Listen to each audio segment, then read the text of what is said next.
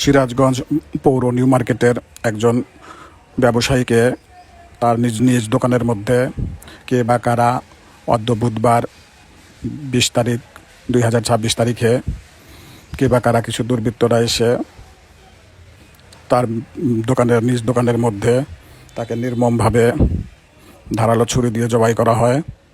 এই ঘটনায় নিউ মার্কেটের ব্যবসায়ীদের মধ্যে একটি আতঙ্ক সৃষ্টি করছে। ঈদুল আজহার সামনে এত বড় একটি ঘটনা যা ইতিপূর্বে নিউ মার্কেটে কখনোই ঘটেনি। এই ব্যবসায়ীর নাম মোহাম্মদ আজিম, বাসা কান্দাপাড়া, বর্তমান ঠিকানা হোসেনপুর।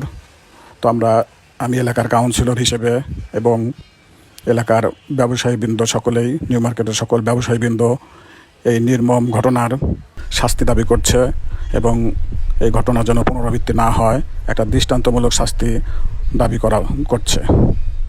ধন্যবাদ সবাইকে। আপনারা সকলে দোয়া করবেন এই আজিম ছেলেটার জন্য।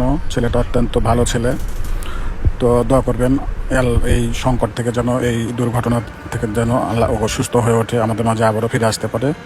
এই দোয়া করবেন সকলে।